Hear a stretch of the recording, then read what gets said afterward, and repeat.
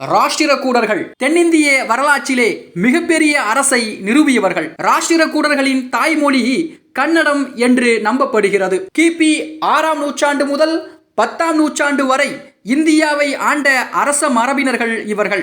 7ஆம் நூற்றாண்டில் கிடைத்த நிலக்கொடை குறித்த செம்பு தகடே அவர்களின் ஆட்சியில் நமக்கு கிடைத்த முதல் ஆவணமாகும். இது மத்திய பிரதேசத்தின் மால்வா பகுதியில் உள்ள மான்பூர் என்ற இடத்திலே கிடைத்திருக்கிறது. அச்சல்பூர் என்று அழைக்கப்படும் தற்கால மராட்டியத்தின் எழுச்சப்பூர் கனோஜ் அரசர் பற்றியும் கல்வெட்டுக்கள் கிடைத்திருக்கின்றன. ராஷ்டிரகூடர்கள் எங்கிருந்து வந்தார்கள், அவர்களின் மொழி என்ன என்பது பற்றி பல்வேறு சர்ச்சைகளும் உள்ளது. எழுச்சப்பூர் அரசு பாதமியை தலைநகராக கொண்டு ஆண்ட சாளுக்கியர்களின் பாதுகாப்பில் இருந்த ஒன்றாகும். அப்போது எழுச்சப்பூரை ஆண்டது தந்திதுர்கா ஆவார். அவர் சாளுக்கியன் 2ஆம் கீர்த்திவர்மனை முறையடித்து தற்கால கர்நாடகாவில் உள்ள குல்பர்கா பகுதியில் ஒரு அரசை நிறுவினார். அவரின் மரபில் வந்தவர்கள்தான் மானியக்கேடா ராஷ்டிரகூடர்கள். தென்னிந்தியாவில் சக்திமிக்க அரசாக கிபி 753 உருவானார்கள். அதே சமயத்தில் வங்காளத்தின் பால பேரரசும் மால்வாவிலே பிரதிதாரா பேரரசும் கிழக்கு வடமேற்கில் பெரும் சக்தி படைத்தவர்களாக இருந்தார்கள். அரேபியர்கள் 851 காலத்தில் ராஷ்டிரகூடர்கள் உலகின் 4 முதன்மை பேரரசுகளில் ஒன்றாக இருந்தார்கள் என்று சில்சிலா அல் தவாரிக் என்ற நூலிலே குறிப்பிடுகிறார்கள்.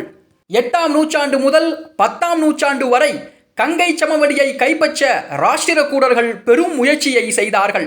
இதனால் வங்காளத்தின் பாலர்கள் பிரதிதாரர்கள் இடையே கடும் போர் நடைபெற்றது. ஒவ்வொரு பேரரசும் கங்கை சமவெளியில் உள்ள கனோஜை சில காலம் ஆண்டார்கள். ராஷ்டிரகூடர்கள் பெரும் ஆற்றலுடன் விளங்கிய காலத்தில் வடக்கில் யமுனை ஆற்றுக்கும் கங்கை ஆற்றுக்கும் இடைப்பட்ட பகுதியும் தெற்கிலே கன்னியாகுமரியும் அவர்களுடைய ஆட்சிக்குட்பட்டு இருந்தது. அக்கால பகுதியில் கட்டடக்கலை சிறப்பான இடத்தை பிடித்ததுடன் சிறந்த இலக்கியங்களும் படைக்கப்பட்டன. இம்மரபு அரசர்கள் தொடக்கத்தில் இந்து சமயத்தை பின்பற்றினார்கள். பின்பு வந்த அரசர்கள் ஜைன மதத்தின் மீது பற்று கொண்டிருந்தார்கள். முற்காலத்தில் செல்வாக்குடன் இருந்த வதாபி சாளுக்கியர்களுக்கு எதிராக எழுச்சி பெற்று அதிகாரத்தை ராஷ்டிரகூடர்கள் கைப்பற்றி இருந்தார்கள். இவர்களுக்கு அடங்கி ஆட்சி செய்து கொண்டிருந்த 2ஆம் தைலப்பன் தனது வலிமையை பெருக்கிக் கொண்டு தனது சுய ஆட்சியை அறிவித்தான். தன்னுடைய அரசையும் நிறுவினான்.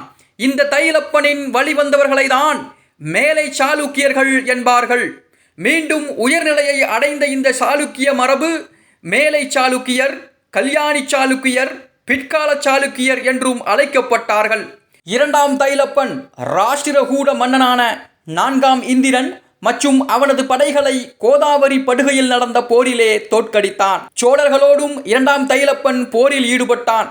சோழர்கள் தங்கள் குடும்பத்துக்குள் வாரிசு தொடர்பான நெருக்கடியில் பலகீனம் அடைந்திருந்த நிலையில் உத்தம சோழனுக்கு எதிரான போரிலே 2ஆம் தைலப்பன் வெற்றி பெற்றான். அதேபோல மேலை சாளுக்கியர்களுடைய வம்சத்தில் வந்த 1ஆம் சோமேஸ்வரன் வேங்கி விவகாரங்களில் தலையிட்டு அப்பகுதியின் மீது படையெடுத்தான். ஆனால் சோழருக்கு எதிரான இந்த போரில் ராஜாதிராஜ சோழனிடம் அமராவதியிலே அவன் தோல்வியடைந்தான். வரலாற்று ஆசிரியர்களின் கருத்துப்படி ராஜாதிராஜ சோழன் கிருஷ்ணா ஆற்றங்கரையில் உள்ள தன்னடா போரில் 1ஆம் சோமேஸ்வரனை தோற்கடித்தான். மேலை சாளுக்கிய படைகள் கிருஷ்ணா நதியை தாண்டியும் பின்வாங்கின.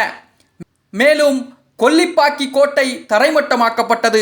இந்த வெற்றிகளை தொடர்ந்து கம்பிலி மற்றும் புந்தர் ஆகியவை சோழர்களால் வெற்றி கொள்ளப்பட்டன. இறுதியில் 4ஆம் சோமேஸ்வரனுடைய ஆட்சி காலத்தில் மேலை சாளுக்கிய அரசு வீழ்ந்து போனது. சியூனா, போசலர், காக்கத்தியர் ஆகிய 3 மரபினரும் காவிரி மற்றும் நர்மதை ஆகியவற்றிற்கு இடைப்பட்ட பரப்பில் விரிந்திருந்த மேலை சாளுக்கிய பேரரசின் நிலப்பகுதிகளை பிரித்து கொண்டார்கள். இவ்வாறாக சாளுக்கிய பேரரசு அழிந்து போனது. சாளுக்கிய பேரரசு வீழ்ந்தவுடன் தென்னிந்தியாவில் போசல பேரரசு உருவானது. இது 10ஆம் நூற்றாண்டு முதல் 14ஆம் நூற்றாண்டு வரை இன்றைய கர்நாடகத்தின் பெரும்பாலான பகுதிகளை ஆண்டு வந்தது.